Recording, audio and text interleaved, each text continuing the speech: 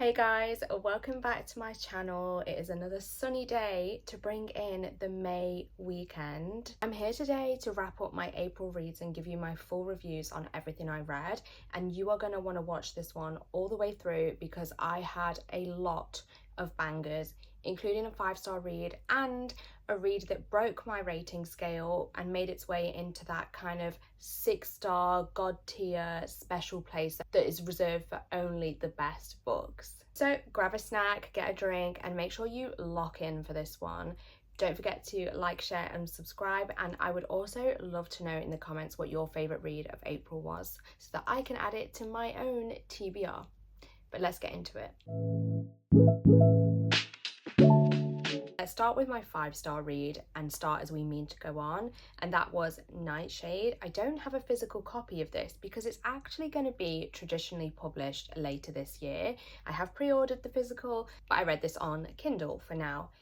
If you don't know what Nightshade is, it is a dark academia romantic suspense, and yes, it is as unique and fresh as that feels. The book begins with Ophelia, who is on her way to a boarding school. On her way there, she meets Alex Corbo Green and makes her way into his car and soon discovers how much she hates him. He is also the son of a billionaire, and she has very much strong opinions on this billionaire too. As the story goes on, we find out that the reason that Ophelia has gone to this boarding school is because she wants to find out about how her parents mysteriously died in a helicopter crash, and it just so happens that Alex is someone that she is very suspicious of to do with the death of her parents. His dad, the billionaire I mentioned before, owns this helicopter company, and they were on one of his helicopters when they crashed and died. She thinks his family have covered up their deaths. However, of course, she is forced into a group project with him, and on top of that, some weird things start to happen in the school, and she starts to suspect that she has a stalker. And at first she is not sure if it's Alex, but it quickly becomes clear that Alex is actually the only one who can help her with this. So the thing I loved most about this book was the romance, which is great because that is the core kind of genre it sits in. Alex and Ophelia are very different characters from very different backgrounds, but the whole way through, their motivations, their ambitions are so clear to the reader, and you really get a sense of their personality. Alex starts off as very much the cocky Mr. Popular type, and he is that, but he also has a lot of layers to him. There definitely is themes of mental health on his side, and as well as that, he is basically a carer for his 6 younger sisters. This definitely adds a lot of nurture and care in his personality that he displays in the most wonderful ways as the romance progresses. Did I mention that he is also tattooed and a rugby player? Because if that doesn't sell it, I don't know what does. Ophelia, on the other side, is very much an introvert, a bit of a loner. She is quite grumpy because obviously she is still dealing with the grief of her parents' death. So she is not popular at this boarding school, especially because she also doesn't fit the rich and privileged lifestyle that they have. She grew up in a council house, and so it's just like two worlds colliding. But between them, there is a lot of banter, and this banter is done through emails. So if you love the love letter type kind of trope, you're going to really like how their relationship develops. I would also say that the second half of the book has a lot of yearning and a lot of words of affirmation from Alex as he is trying to persuade Ophelia to give him a chance. It kind of reminds me a bit of something like Divine Rivals or A Study in Drowning, where it has that softer romance, but then you add in the thriller-like aspects and Alex's stronger personality and the fact that he is semi-famous, and that kind of balances out those softer aspects. Like I said, I loved the characters, I loved the romance, the setting itself was brilliant. If you like eerie, spooky, autumnal things, you're gonna love it just for that alone. But it is just perfect, and I really need more people to read it so we can all discuss. It is book 1 in a duology, but you should read it anyway. Now let's talk about Oathbound. Oathbound is book 3 in the Legendborn cycle, and I did this on audio. So again, I do not have a physical copy. If you know me, if you've watched any of my videos, you know I love the Legendborn cycle so much. I love that it's like an Arthurian retelling, Knights of the Round Table, you know, Welsh lore. I love that, it's very unique. I also love Bree as a main character. I love the focus on Black culture, but most of all, I love Selwyn Kane. Now, if you haven't read Legendborn Book 3 and you want to go in this completely blind, you can use the chapters in my description below to skip on to the review of the next book that I'm going to talk about. I'm going to give very, very, very minor spoilers here. Not even really spoilers, just a hint of where the plot goes. So if you don't want to know anything, skip on to the next review. However, my biggest issue with Oathbound is that Sel is barely in it. And obviously that is not, you know, anything to do with the plot or anything to do with the themes, but as a Sel lover, I just found it really hard that he is basically missing for a lot of the book. But it's actually not just Sel as well. Alice and William are not in it quite so much, although we do get a William POV and we also get some other character POVs as well. Most of the book tends to be Bree with some new characters that she finds and Nick in the second half. Now, don't get me wrong, I do love Nick, especially this book. It makes you really have newfound respect for him, even though I always loved him from the beginning anyway. But on top of missing Sel and some of my other favourite characters, this book feels a lot slower in pace. It is completely necessary. I understand why, because it is building up to the conclusion of the series, and I think we're going to be in for a treat with the final book. But it does mean that this one is a lot of figuring things out, training, understanding lore and like the limitations of magic for Bree and things like that. There's definitely a slower pace, and my enjoyment did suffer slightly because of that. However, then the last sort of like 100 to 50 pages really picked up again and gave me a lot of revelations, a lot of plot points that had my jaw on the floor. If you've watched my 12-hour reading vlog from a couple of weeks ago, then you'll understand, because my live reactions are in that video. I will link that if you want to go and watch it. But I just wish it had been like that the whole way through, and it wasn't. So I ended up settling on a 4.25 star rating. But it's really hard to rate it because it does have 5-star elements and it also has like lower 3-star elements. So make of that of what you will. Is it still worth a read? Yes. Is the Legendborn cycle still amazing overall? Yes. I also continued my reread of 2000s paranormal romantasy classics in April, and I did that by starting a reread of the House of Night series, book 1, Marked, to be specific. Marked and the House of Night series honestly have such nostalgia for me. That was my favourite series as a teenager. I started reading them when I was 11 years old, and I read them right through to the end of the series, and I also read book 1 of the spin-off. So I have a large connection with this series. It has a place in my heart no matter what.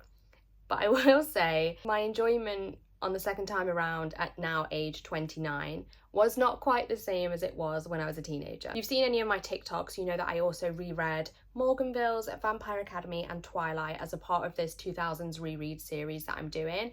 Twilight did not hit the same. Morganville's was still good but not great, and Vampire Academy I still really enjoyed. This kind of at the minute is sitting with maybe Morganville's, in that I can appreciate it for what it is, but it's not going to be something that I would recommend to new readers now. So the House of Night series follows Zoe Redbird, who is an ordinary teenage girl, and she lives in a world where vampires are now known about by humans. The human and vampire world is somewhat segregated, but they know about each other. One day at school, near her 16th birthday, a vampire tracker comes and he marks her, and that means she is now a vampire fledgling, and she has to go to the House of Night school to train and try and make it into a full-grown vampire. Each book follows kind of like another school year, and there's a villain through all of those books. Now, one of my favourite things about this book series when I read them was the magic system, and it still very much is that now when I read them too. The magic system is based on elemental magic. So you have air, spirit, fire, water, and earth. And it's also very spiritual. It has elements of Greek mythology, and then Zoe herself is half Cherokee, so it has elements of that as well. But reading it now, there is definitely a couple of things that I'm like, oh, there's some things in here that are just maybe like not very PC. You wouldn't get away with saying them now. I think an author would be cancelled if they said it now. A lot of like fat jokes. Obviously, this was the 2000s when like Paris Hilton, Nicole Richie, and kind of anorexia culture was really big. So it makes sense in the context of that, but it is a bit jarring to read now. And it's just a few other stereotypings as well that I don't think would fly very well now. However, from following both the authors of that series, I know that they have definitely moved with the times and they are on the right side of things, if that makes sense. So I'm not too worried about that. But if you were going to read them for the first time, it would be pretty jarring. My biggest issue with it on reread is that it is a lot cringier than I remember. Honestly, my first thought when I was reading this was, it is so clear to me how I ended up becoming a Zodiac Academy fan despite its misgivings with its writing style and its craft. Because if this is what I was reading as a teenager, then it makes sense because they're very similar in style. But the characters are fun, the magic system is good, I still had a good time. I think if I read them now, I'd give them like 2.75 or 3 stars.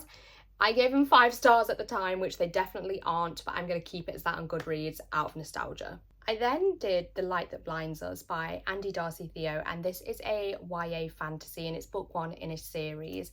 Very much like House of Night, it focuses on elemental magic, so it is something that's very familiar to me. It's a magic system that I love time and time again. It's one of my favourite magic systems to explore. It follows 4 teenagers who end up having hidden powers, and they go to a magic kind of training academy that feels very divergent, very Hunger Games in the sense that it is all about training and getting better at controlling your own skills. This is very YA, I would say, and I actually think it is the perfect book for beginners to fantasy or actual young adults looking for something new. It definitely has a very comforting 2000s feel to it actually, which is so funny after I've just reviewed my 2000s reread. It is so comforting and cozy. There is great found family. It's all about good versus evil. It's very, very Percy Jackson. I actually just did an interview with the author, Darcy, Theo, which is actually on our podcast, Girls Unplugged, which I'll put the details of on the screen and in the description. So if you want to learn more about Andy's journey from book talk to writing and publishing this series and learning a bit more about the actual book itself, you can go and listen to that. We also talk about the follow-up sequel, The Dark That Hides Us, which just came out last week as well. Again, if you have watched my 12-hour reading vlog, then you'll already know about this book. This is Dungeons and Drama by Kristy Boyce. I got this in Germany on holiday. It's a very floppy, lovely trade paperback, and it is a YA romance. I would liken this book to a YA version of Ali Hazelwood's STEM books. In fact, also her YA book, Check and Mate. It's so fluffy, it's so cute, it's full of banter, but it's not particularly anything deep. However, I absolutely loved it. I gave it 4.5 stars. I read the whole thing in my 12-hour reading vlog, and it's such an easy, quick one to get through. If you're looking for something that will pull you out of a slump, I think this would be a good one. So to tell you a little bit more about the story, the book follows Riley, whose dream is to be a Broadway theatre director, and she has recently just got in really bad trouble with her mum because she borrowed her car without her permission and drove her and her friend to some sort of Broadway show. As punishment, her mum makes her get a Saturday job in her dad's gaming shop. She's not a fan of her dad because her parents got divorced and she blames him. And she's also not a fan of this like gaming nerd lifestyle. She thinks he should just grow up and get over it. When she gets there, she realises that someone from her school actually works there, and he is a little bit of a nerd. She doesn't really know him very well, but they don't get off to a good start. The next day, her ex-boyfriend comes in with his current girlfriend, and in a panic and in a bid to seem not like the pathetic ex, she tells him that she is dating the guy that works there, Nathan. Obviously then we have the fake dating trope, which is one of my favourites, and we also have a bit of found family as she actually gets to know Nathan's friends and the D&D players who visit the gaming shop on a regular basis. It's just a really fun one. It's definitely light-hearted, but it's a lot of banter. It's very cute. and I felt like it was quite different to have someone who's a theatre geek and someone who is more of like an actual kind of video gaming geek, and felt very fresh in that sense. So I would recommend this for fans of the young adult or romance genre. Okay, now let's talk about the book that broke my rating scale. It's The Conditions of Will by Jessa Hastings. Again, if you've watched any of my other videos, you might know that I am a Jessa Hastings fan because the Magnolia Park series is one of my god tier series. Literally have a tattoo of it, like I'm obsessed. Obviously Never, which was her first book outside of the Magnolia Park series, did not get very good reviews, and some of my trusted friends also didn't love it, so I never gave that one a go, and it made me a little bit nervous for this one. The blurb did sound like this was going to be more my thing. It sounded like it was focusing on, you know, family dynamics, toxic dynamics, growth, self-identity, and so I did think that this one might do it for me, and it very much did. The book follows Georgia, who is actually very briefly mentioned in the Magnolia Park series, but you can read this separate to that, whether you've read them or not. And it follows her. She gets a phone call to basically say that her dad has passed away, and it means that she has to go back to South Carolina, where she's from, and go and see her family for this funeral. She does not have good family dynamics, and as the book progresses, we understand why. But what is evident from almost the beginning of her getting to her family's home is that her brother that she does get along with is an alcoholic, and he arrives with an AA sponsor called Sam. Immediately, she thinks he's gay like her brother, and she flirts with him because she doesn't think he's interested in girls, when it turns out he is. So almost immediately, Sam knows that Georgia thinks he is attractive by accident. So the book basically follows these kinds of threads of this journey of time that's progressing towards the funeral, progressing towards the end of her time in South Carolina with this family that she is forced to spend time with, who she absolutely hates, and some of them very much seem to hate her too. Because it is set in the South of America, it very much looks at religion and conservative values as well, and what that means for our main character, who is now in London. I personally am not a religious person in any way, shape or form, but I am really interested in religion, and I am a very spiritual person. I thought that the way Jessa embedded religion as a theme in this was perfect. It wasn't heavy-handed, but it did make you think about your own beliefs and question the beliefs of the characters in the books, and I don't feel like it was judgmental of religion as a whole. It was judgmental of the way that people treat others based on their religion. But in my opinion, she embedded that theme perfectly. Like I say, it wasn't heavy-handed at all, and so if you're not particularly interested in religion, you still might enjoy this book, because there are definitely other themes. One of them obviously being grief. She loses her dad, who she was never particularly close to, but she does find out things about him that question the person that she knew. Another theme is, unfortunately, SA.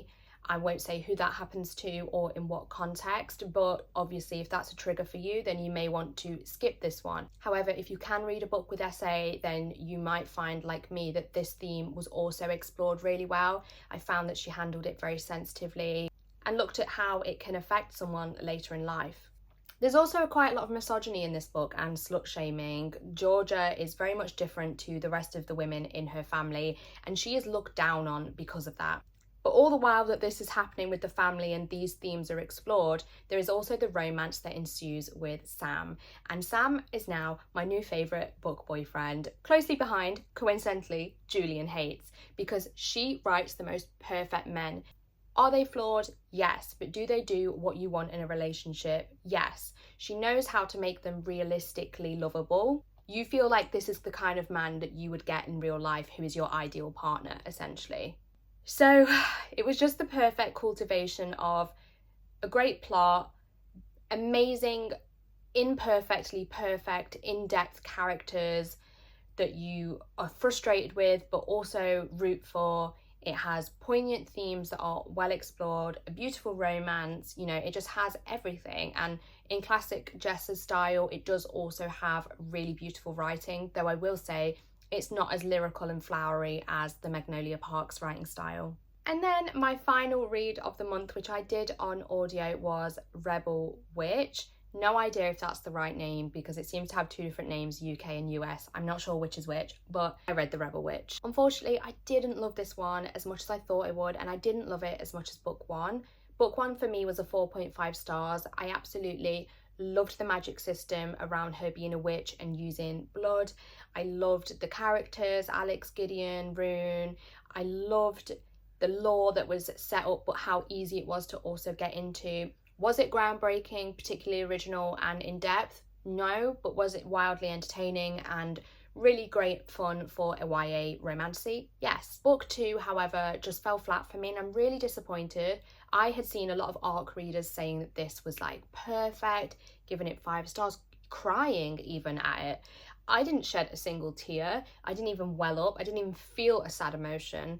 I give it 3.75, which is not terrible, but it was very much a book of two halves for me. The first half of the book, I was really hooked. I really wanted to know where it was going to go. We're kind of immediately thrown into a situation with Gideon and Rune, and I, wanted to know where that was going to go. But then the second half, the pacing really dulls down and the plot points become quite repetitive. The entire plot of the book relies heavily on plot conveniences. It just so happens that they managed to do this. It just so happens that this person does this.